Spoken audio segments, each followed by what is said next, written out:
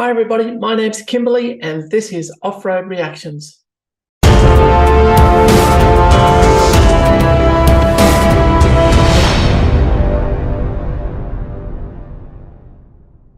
Today I'm reacting to a video called Top of Down Under, Series 7, Episode 5, Dwarf Well to Balgo. R.I.P. Datto. So I imagine there's an old Datsun or Nissan out in the desert somewhere. I have seen this Top of Down Under channel around the place, but I haven't ever watched any of it. So this will be interesting to see. And I wonder what she's doing out there with a quad bike. Anyway, let's take a look at it. The Gibson Desert in WA is one of the most remote places you could find in Australia. And apart from bumping into the occasional camel, you're pretty much by yourself out here. But that's not to say there's not plenty to do and see. I'm Penny Wells and come explore the Gibson Desert with me. This week, we kick off our adventures at Dwarf Well, an oasis for desert travellers, before trekking across country to pay our respects to a fallen steed. Then the push up to the cliffs south of Balgo, covering about 300 kilometres of the Gibson Desert in total. All right, I'm going to stop it there. Gee, that's a long sidetrack they did, especially in that sort of country. Anyway, let's have a look. For those of you not familiar with the area, let's just have a quick look. So this highlighted route here is the canning stock route, running from Wiluna to Billaluna these days. And you can see the community of Gunawarchi, which is near well 33. And from Gunawarchi, the Wobbit Road runs west, and the Kiwakara Junction Road, which is, it might be part of the Gary Junction Road, but anyway, the Kiwakara Junction Road runs east towards this track here, and from the kind of Kiwakara region, there's a track that runs up to Lake Mackay. And there's a community, or bits left of a community, at least the well, at Dwarf Well. I'm just trying to remember the history. There is a community along here. I can't remember if it's that one or if it's another one that was abandoned due to a lot of youth suicide. So it was kind of bad history there, so the people just up and left.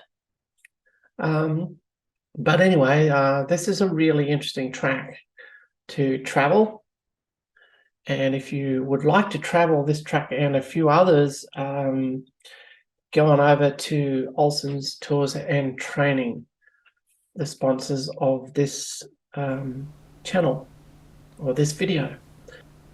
Olsen's Tours and Training have a bunch of different four-wheel drive tag-along tours in remote parts of Australia, the typical Simpson Desert, Canning Stock Route and so forth, but lots of others as well. So do go out and check them out, www.olsenstoursandtraining.com.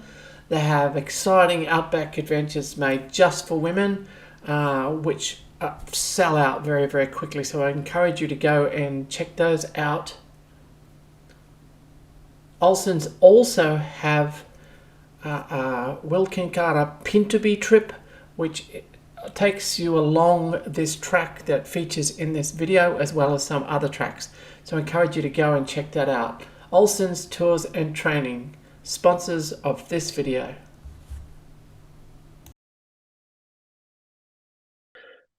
So anyway, hopefully that gives you a little bit of an idea of where we are. You can see here the Northern Territory West Australian border cuts right through Lake Mackay, and we're literally running kind of parallel with that border. So that's where we are.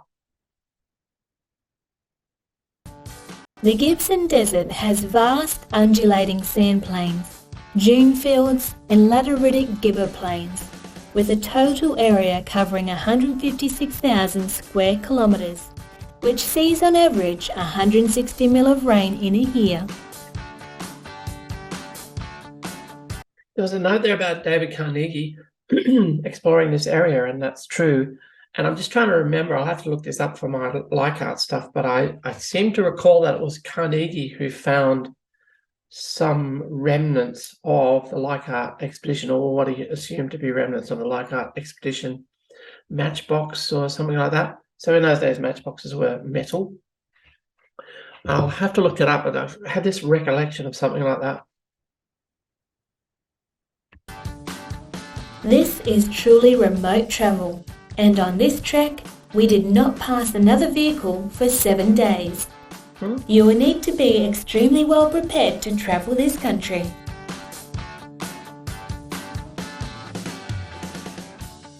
While I wait for Penny, I'll take a minute just to run you through my vehicle. Last year, I only got the car a couple of weeks before we left, so it was a very basic setup. This time, I've taken it down to Ironman 4x4, and wow, have they decked the car out for me.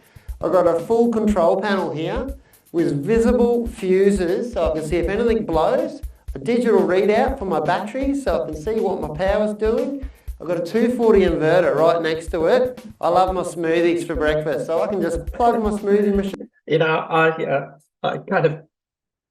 don't go along this route. I don't do the smoothies for breakfast kind of thing when I'm out there. I don't want to have electrical equipment. It just adds weight. I've got to say though, this is really well set up. This vehicle isn't overweight by any stretch of the imagination. And also bear in mind, these people are catering to a film crew. So hence the two 40-litre fridges, probably also hence the inverter. You can see the Pelican case up here probably has camera equipment or something similar in it. So he's definitely not gone overboard, but lots of people do. And it's detrimental in the sense that it just adds a lot of weight. And to be honest, do you really need your smoothie in the morning? I'd rather have my chassis intact than my smoothie. But this guy is, traveling very light, so I'm not saying anything about him. But lots of people do go a bit overboard with their induction cookers and the like. Just fine in the caravan, but, for this kind of remote trip, not really ideal. Machine in there, smoothies made up, ready to go. Forward here. Bit of storage here for my swag, which is set up 24/7. I've got LED strip lights on a dimmer. So this is actually a really good idea for those of you who don't want to camp on the ground. And one of my tour guides, Misty, does this, and some others do this. It's not my preference, but I have originally had set my Nissan Patrol ute up to be this way when I used to do a lot of travel for training. And I felt a lot safer that way. So if you're concerned about safety, traveling closer to population centres, but still fairly remote, then this is a good way to go. Anyway, I'm going to skip ahead to the other stuff. Well, looks like we're nearly there anyway. On the roof, I've got 2 awnings, one either side with a full roof rack. So I've got everything I need. So being this well organised has made this trip so much easier. You cannot beat a well set up tourer. Look at that beautiful countryside.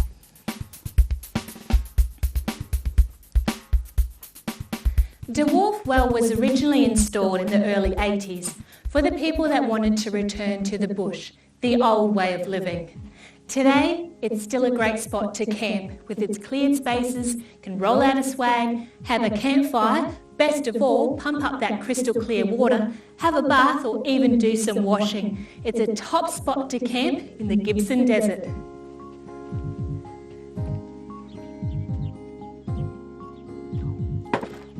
And where you find water in the desert, you'll also find birds. Make sure before you leave here that the bathtub has both water and a way for the bird life to get down into it. Our feathery friends will thank you for it.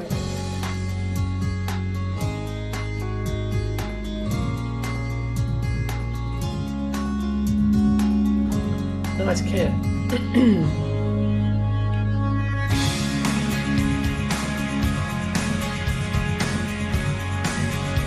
So those of you more familiar with the desert country would recognise that there's a gum tree here. It's probably a red gum, I suspect, a small red gum, and there's probably a few others around as well. Looking at the scenery here, And that's a sign that there's water here. And if you look around the margins of this area, notice the difference in the ground around here. Sure, it's somewhat clear, but it's probably susceptible to pooling of water from time to time.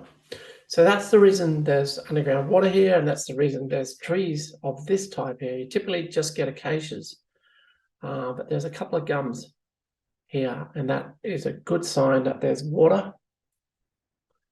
Somebody's got their swag set up down here, which is interesting, way away from the campfire, obviously. Probably one of the camera crew.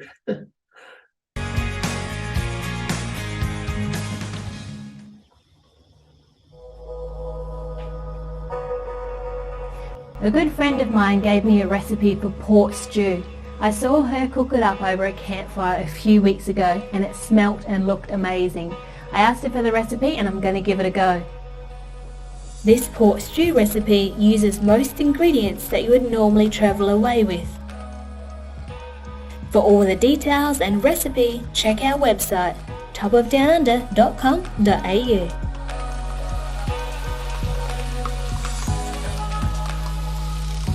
And by about now, I dare say the crew has cottoned on to what's happening inside the camper. Wouldn't be surprised if they're here in a minute. What did I tell you? They'd be at the door shortly, the crew. So predictable. I heard there was a pork stew going on. Yeah. Yeah, one of the great things to do when you're out camping like this is to do this kind of cooking. Get it done before it gets dark. You don't have to have the camp and you don't have to have the gas hot plate. You can do all of this on coals, which is the way I do it. And to me, it's a whole lot more fun. But, you know, if you've got a gas cooker, by all means, go for it. I don't personally like to tow trailers in the desert country. It's just makes it a lot harder, that's all. But yeah, this is one of the really great things about camping out places like this. You know, you don't have to put up with bad meals. And if you want to go have a look at the Olsen's Tours and Training YouTube channel, there's a few ideas there for recipes. Or if you want to contact me at Olsen's Tours and Training regarding recipes, if you're coming along on a trip and you want some, well, not so much recipes, but meal ideas, then yeah, get in touch. It's really part of the fun. Have to wait about an hour, Okay. and then we'll check it, and if it's good to go, I'll dish you some up. Okay, it's been about an hour on the coals. It's already smelling sensational. What we'll do, we'll get Jim Bob to lift the lid, we'll do a little test taste, and if it's ready, we'll serve it out. There we go, guys. Pork stew in a camp oven. And in an atmosphere like this, it doesn't get much better. This is such a penny meal. It's got like bacon, bucket loads of steak. Beady bits. How can you be angry with that? The pork gives us a sweetness. Keep helping, mate. It looks like the the top gland of that pump is all worn out, leaking a lot of water. It's because they've got a hose connected to it. A lot of back pressure. Okay, your turn to come. What? Chloe, you didn't tell me you little toad. Such a brat. Mate, you're just doing such a good job. I didn't want to get in your way. This is our last source of water until we hit Balgo. So it's prudent to have everything filled right up. Yeah, it's really good advice that, you know, make sure you carry enough water. Now, filled right up, preferably, but if you've got a camper trailer, probably not. However, you know, one of the things that really frustrates me is some people who don't fill up with fuel when they've got an opportunity. If you've got I'm going to come back a bit. If you've got a camper and it's got, you know, 200 litre water tank and you're only out there for, you know, a few days, then don't go adding all that extra weight. Make sure you've got sufficient water for the days that you're going to be traveling. When it comes to fuel, though, I really encourage people to fill up no matter what the price is. It just makes really good sense. But as I said, one of the key things for the rougher tracks in the desert, and particularly the canning stock route tracks like this one, is keep your weight down. But obviously you need water, so you need to make sure you carry sufficient for the time of travel, plus, you know, maybe 4 or 5 days where you might get broken down, seriously broken down. So make sure that as a team, as a convoy, you carry sufficient water for those kinds of scenarios. You don't have to carry it all in one vehicle. If somebody breaks down and you need to leave them behind temporarily, you can give them, you know, sufficient water to last them for the period of time that you expect to be away. Does that make sense? Our water tanks are all full thanks to Dwarf well. It was a ripper of a camp, and last night laying in bed, I heard this growling sound. I'm like, what the heck is that? Turns out it was a pack of camels, and I don't know, one of them must have had the world's worst indigestion or is gargling his throat, but there was some strange sounds happening out there. Today, we stay on this track for about 90 kilometres, and then we leave the track and point the cruisers towards some GPS locations. Dwarf well for me was like a little oasis in the desert. It was great to just pull up, get some washing done. It's been a bit over a week since we were at Alice, so I had a nice big load of washing to do. The bath was nice and warm. That was a really nice surprise. It was great just to pull up and recharge. Yeah, I had my 12-volt electric blanket on last night. It got down to -1. Yeah, I heard it was crazy cold, and then even this morning when we got up it was only 3 degrees. Yeah, my swag bag, and then I had the swag pulled over my head. I didn't even notice. I was so warm and cozy.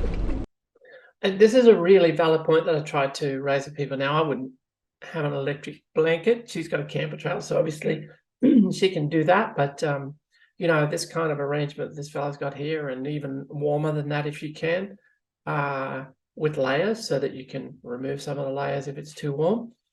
It's really important. You know, we were out in this region a few years ago now, I think 2013-ish. And it was -8 in the mornings for about 2 weeks. So it does get very cold out there. Those swag bags are a good investment, aren't they? I've got to get myself one of those. They look toasty as. They are absolutely awesome. I love it. It's so snuggly and warm. And even when it's not that cold, you can still just push them off a bit and they're still snuggly, and it's a good bed. Yeah, too right, mate. Now, are you excited about heading towards some GPS locations today? Yeah, we've got a fair old trek to do today, so I'm all recharged, re-watered, ready to go. Sounds like a plan, mate. Look at that fabulous track. I love traveling in this kind of country. It's just beautiful. Absolutely spectacular. Very remote, yep, and you have to be prepared. And look, if you aren't prepared, if you aren't willing to travel in this sort of country by yourself, then, you know, tag-along tours are a great way to do it. And, you know, sometimes you can't get friends who are interested in doing the same sort of thing. So that's a great option. Let's clock up some Ks. Just had the quad bike overheat then, and that's because it's so low on these tracks. It's collecting more seed than the four-wheel drives, and the mesh protector on the front has also taken a few hits. It's starting to wear away, so the boys just literally pulled out all the grass around the motor, and cameraman's going to get a bit more speed up to get some more airflow happening through that motor, cool it down a bit quicker. But definitely one of the things to be concerned about out here is the issue of the grass seed. Yeah, and even put 2 layers of that mesh if you can. So, you know, for instance, you could put one on your, for your four-wheel drive, I mean, you could put one on your bull bar and you could put one on the grill, so that you got 2 layers of it. The seeds are pretty amazing where they'll get into, and you don't want to be overheating out there. Before long, the grass seed formed a blockage on the quad bike's radiator, stopping the airflow. It resulted in the quad going into limp mode. So that's what's left of the mesh that was protecting the quad bike. You can see there's a massive hole through here, and it's just copped a whole heap of grass seed through there to the radiator. So I don't know what we're going to do about that. Maybe tomorrow, turn it upside down, use it that way. We'll have a think about it tonight. Quad bike is now back on the cruiser tray. The radiator is absolutely chockers with grass seeds. It's done it twice now, so we're not going to risk it. We're going to set up camp tonight, pull the radiator out, give it a hose down, try and get that grass seed out. Yeah, all right. So I'm just going to make a comment here, and I'll probably learn this from what they're doing. If you can, try to do this dry. Don't use water. Brush it off with a nice soft brush first of all. And then if you've got compressors, and generally if you're traveling in this kind of country, you will have compressors, and preferably with a tank, so you can get enough pressure up. But even without the tank, give it a try. Have a little trigger nozzle for your air hose and blow the radiator out.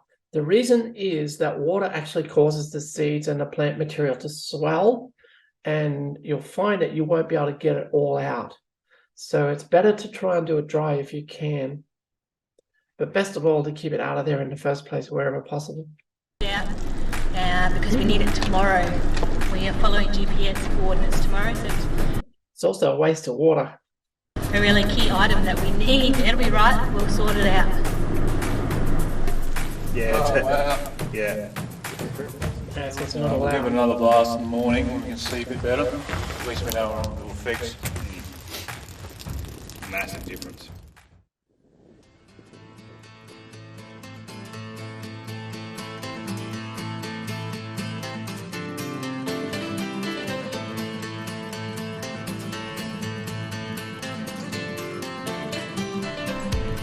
That sand flag's a little bit short. It should be on a Being roof rack, but it's that successful short. in bringing the quad bike back.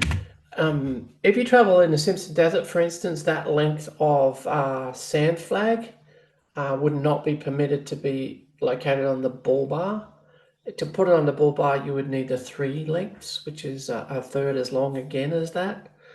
If it's that short, it has to be up on the roof rack. Now, this track isn't controlled by those authorities, so you know they're doing their own thing here, but it is wise to have your sand flag really high and visible where there's a lot of traffic. Obviously, on this track, there's not a lot of traffic. She already mentioned they didn't see any.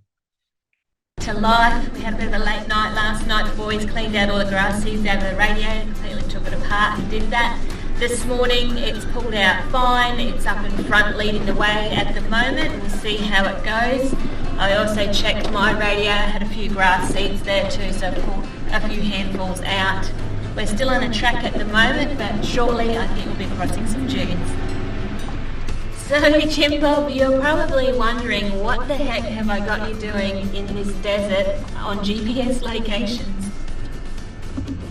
Yeah, well, I thought, this is a little bit of an interesting one, but I trust you. You've taken me across the beautiful parts of the country. So, go on, fill me in. What's happening?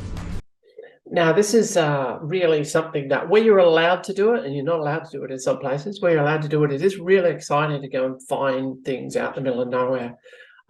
Just be prepared for lots of issues, obviously, seeds in the radiator, punctures, all that kind of stuff. And you can see they're driving in each other's wheel tracks. And it looks to me as though there might even be more than 2 vehicles. Maybe we don't get to see all the vehicles. The camera crew have probably got a vehicle of their own as well as the quad bike. Excuse me. Anyway, point is just, you know, it's really exciting to know history of places and to be able to go and check out things. Just don't be going into Aboriginal land where you are not permitted. Make sure you ask if you're allowed to go places. There are a lot of places that have been damaged and ruined by people who just don't care. A good example of that's the Calvert Ranges. completely closed now to non-Māori people. So, there's a beautiful place with some spectacular petroglyphs that none of us can get to see anymore because people did the wrong thing. Well, a good mate of ours, he was out here exploring and he unfortunately ran into some mechanical difficulties and had to abandon his vehicle. Yeah, okay, well it's no wonder. It's pretty harsh country out here. We had heating problems with the quad bike yesterday. You've got to keep an eye on that grass seed in the radiator. Yeah, well, to finish his story, what happened to him, he actually come back a couple of months later to pick it up again, but it had burnt out, so that would have been so disappointing, making all this. Now, I don't know why it burned out, but this is a really good point. See all this grass up under here. Now, particularly if you've got a petrol vehicle, you'll have a catalytic converter, and they get very, very hot. And that's how the fires can start. So it's a really good idea to have a long length of wire with a hook on the end so you can hook all this stuff out. You also want to carry with you, those even a big dishwashing bottle empty of dishwashing fluid and filled with water so you can squirt it. But even better still is like a 2-litre garden spray outfit, and one that you can pressurize, because spinifex fires are very difficult to put out. Water is pretty much the only thing that will work. You need to get the temperature down. Effort to come back for it, but I thought, you know what, we should come and pay our respects to losing a good steed. He spent a lot of time in that vehicle and it served him well, so we'll go and say g'day. Yeah, it must have been devastating for him. It's not like it's just around the corner, is it? So yeah, let's go and check it out. We'll pay our respects and we can carry on adventuring across the countryside. Yeah, nice and straight, Penzo. She was sweet as, and we can go straight over the other side. If you just follow my line, it'll be too easy for you. Roger that, on my way. Make sure you get a little bit of momentum. It is soft on top. Can you tell the fella he is? Copy that. Or she is, that's her. So just a comment there, and again, I got in trouble in one of my last videos. In the comment section, you can see I'm not trying to suggest people do things wrong. I'm sure these people have got enough experience to know what they're doing, but just as a comment about how you tackle things like this, it's all about tire pressures, and I'm not talking about a number, I'm talking about a footprint. Numbers are kind of irrelevant, depends on a whole bunch of different factors. But if you find yourself spinning your wheels like that, pick a better line or deflate your tires more. I'm not saying these people haven't already done that, because there's a couple of things. You should be able to, in most circumstances, go a bit slower than she was going and still avoid a wheel spin. You can't always avoid a wheel spin in this kind of off-track stuff, but one of the things to think about is this: go as slowly as possible, because what you want to do is not bounce too much. That's how you cause damage. And people might not realize that just the extent of the damage that you can cause by doing that bouncing repetitively. You can break the chassis and all kinds of things, brake axles and everything else. So the slower you go, the better. But bear in mind that you shouldn't have the objective of making to the top of the sand dune first go. If you remove that objective from your mind, then what ends up happening is when you go nice and slow, you make a track, a compacted track, which you can later drive in more effectively and get further up the dune, if not all the way to the top. So this is where trailers are a penalty, if you like, a liability, because now you've got to back that combination down a dune, and it's not always a straight track. So this is why I say to people, if you want to take your trailer into dune country, then you better be able to back it really, really well, because ideally you want to be going slowly enough to not do any damage. That generally means you don't make it up the dune first go, and that's fine because you actually make for yourself a compacted track, because you drive up and then you drive back again, and you've been over it twice now. So up you go the next time with fewer problems.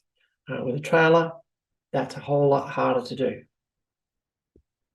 Now, before anybody writes too much in the comments section, they've obviously got a trailer, they've got a crew to look after, they've got, this is what they do for a living. So they're out there an awful lot. That's what I do for a living too, but I don't have a crew with me. So, I'm not saying they shouldn't have the trailer. What I'm saying is you need to think about it. If you're going to take a trailer, it needs to be a super duper good, high quality off-road trailer like the Ultimate. And you need to be able to back it down sand dunes. If you can't back it down sand dunes, don't take it, is my advice. You got these two fellas over here, don't know what to do.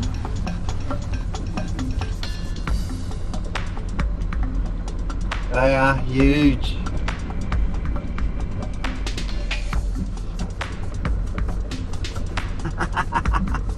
You should see their lips going when they run. They do look funny when they run. Their lips go this way. Around me at the moment is this particular plant, and you can see all the leaves have been shredded off it, and I dare say that's from the camels. There's a massive herd of them that we're just driving past now. It's like being on safari, and I'd say that's what they're feasting on if they like this plant right here.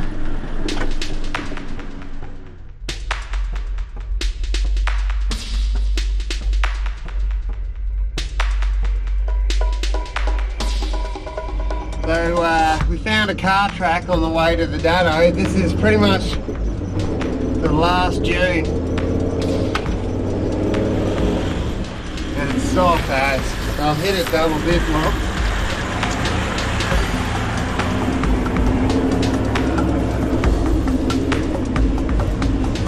Yeah, she's a constant climb. So deal with everything.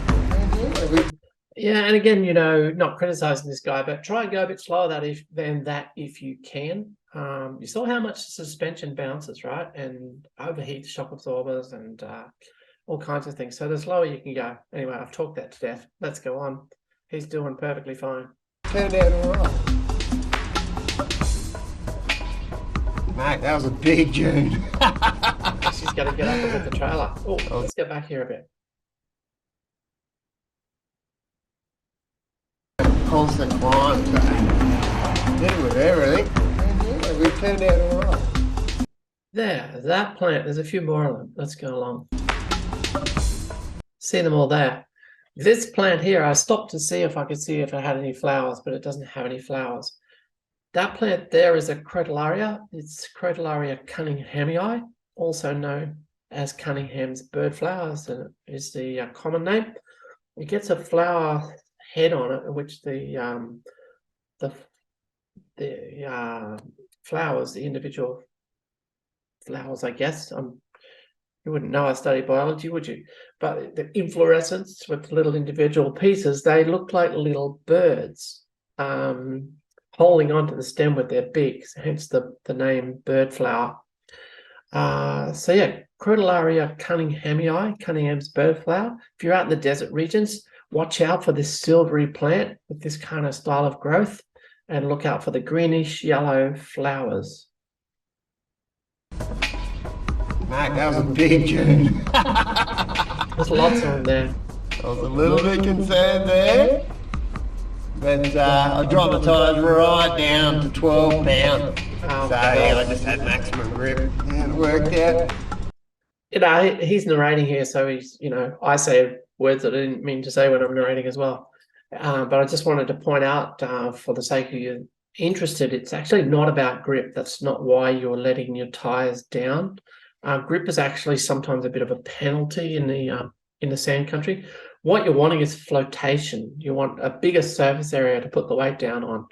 And the surface area grows about twice as much when you go from normal road pressures to normal sand pressures. So we're looking for about we're looking for about a 300 millimeter long footprint, not the width of the footprint of the tire, the length of the footprint of the tire from the front of the contact patch to the rear of the contact patch.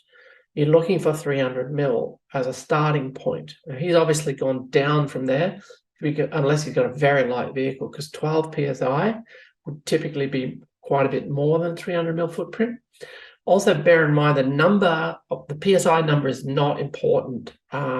It's the footprint that's important. So don't think, oh, he's 12, I should do 12. If you got a vehicle like I used to have, which is super duper heavy, 12 would not be enough. You would be losing the tire. So, don't listen to PSI numbers, think footprint. To be a good strategy. All right, hopefully Penzo can get up just as easy as I did. She's dragging that camper, so that'll be heaps harder for her. It's not only harder, she can go back down if she gets it wrong. Yeah, we'll drop it at 15, eh? Yep. 15, 14. Yep. Oh, just looking at the tires as well. This is what I used to run. I don't run them anymore, but this is what I used to run. These Baja MTZs.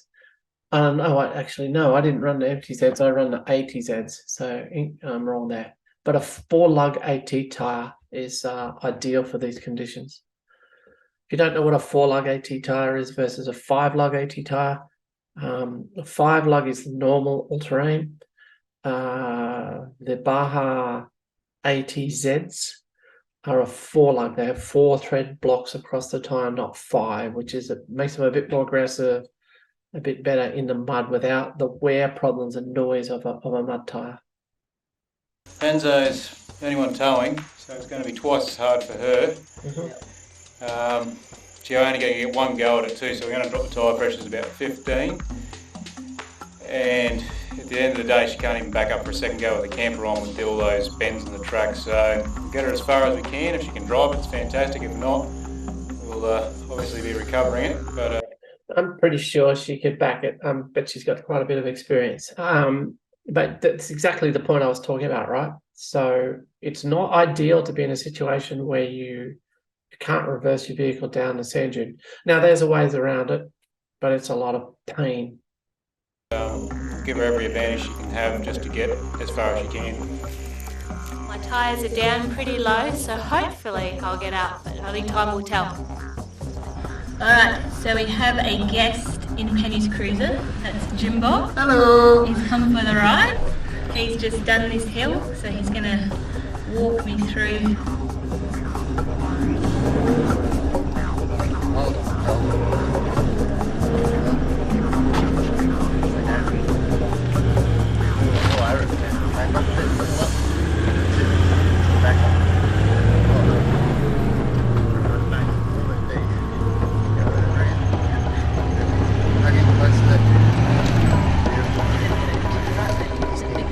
Yeah, no trouble. A little bit fast for my personal preference. She could have gone quite a bit slower, that not had any trouble, I would suggest. But she's arrived at the top of the dune, almost stationary, which is ideal.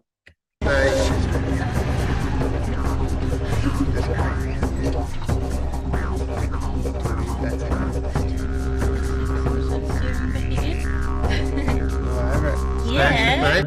Guess what I'm trying to say here is always try to go as slowly as you possibly can and still get to the top. And if you don't get to the top, obviously she's worried because you'd have to back the trailer down. But again, it's what I say about trailers. Don't take them if you don't know how to back them down winding sand dune tracks, because the thing that kills your vehicles is speed.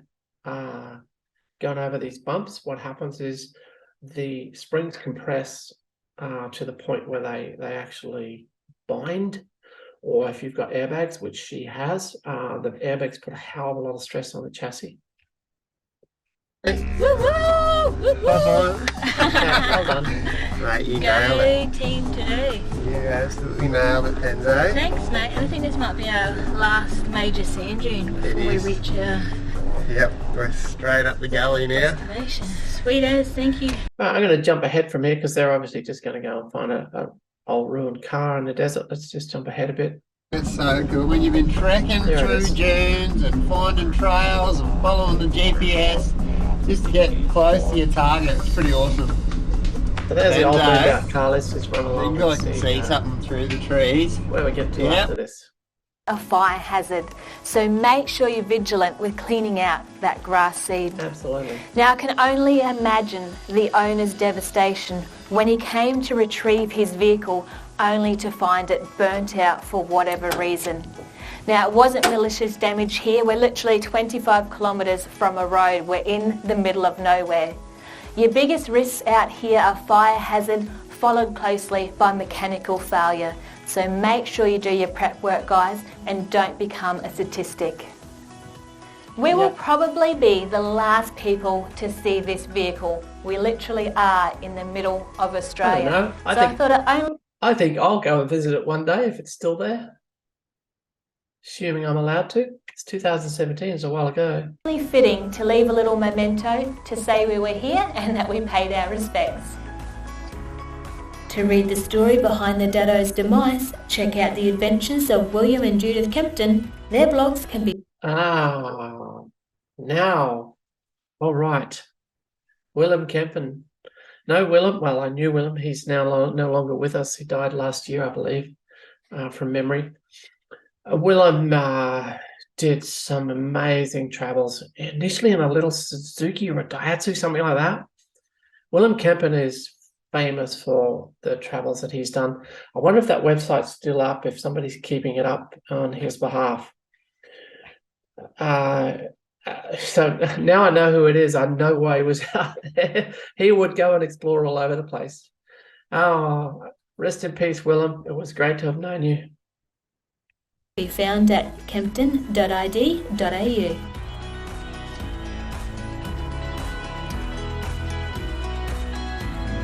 So, we're back to the last dune we crossed yesterday, and this is quite steep. I'm getting a bit of run up here. Oh, better turn my lockers on. Yeah, you know, again, I try to go a bit slower than that. It doesn't need to be going that fast. Yeah, the track's pretty hard, you know, it's pretty solid. Yeah, Penny, it's pretty grippy, so yeah, it's too easy, mate. Yeah. No worries, let me Look know really when you're kinda here and I'll solid. come on over. You could just Well, I'm travel over the at crest, pace, no so worries at you all. could come up whenever you like, mate. That was a bit of fun. You never know with the sand dunes what you're going to get. But look, when you walk up them, they're so soft, but yeah, I've got my tyres right down to 12 pound in the front, and I've got about a tonne in that canopy, so I've still got them down to 20 pound, and they're bulging just as much as the 12 pound ones on the front, so. Yeah, so that's the point I was talking about before. Don't listen to people who talk PSI numbers as a recommendation for you. Oh, you know, somebody says, oh, you've got to be down at 15 PSI. That's rubbish. It depends on a whole bunch of things, weight being one of them. So that's a really good point. I'm going to run forward again. If you want to watch the rest of this video, the whole entirety of this video, then please do. I'm going to see these guys come out probably at Balgo. And they're just about finished anyway. If you want to watch the whole thing, I'll leave the link below. Going down, a little bit of a camber there, nasty camber. Camber's still there. We're going to make another turn here. Just turn these div locks off. Get them right. There we go. Always a bit of a wild ride. Try and keep this straight. Got to fit between two trees here. Yay! Through. Thanks to the treads and my good friend Jimmy. Oh, there you go. So she didn't make it. She needed the treads. It wasn't as grippy as I thought it was. Oh, there you go. Or not grippy. It was a bit softer than it looked. So that would be due to his tire pressures being nice and low, that he was having no trouble at all. Anyway, all very good. As I said, it just highlights that it just makes it a whole lot more difficult taking in a trailer. And while I recognize that bunches of people kind of need their trailer, people with children and people doing this kind of work where they've got to carry staff or camera crew and have facilities to, you know, cater to a camera crew and all that kind of stuff. So don't get me wrong, I'm not saying they're doing anything wrong. I'm just encourage people to not have a camper if they can get away with it in this kind of country. Well, they're obviously not getting to Balgo in this episode, so we might have to check out another episode sometime. But that was really good, and if you want to drive on this track and you want to do it with people who have got a lot of experience, then do check out our video sponsors. All right, that's it for me. See you next time.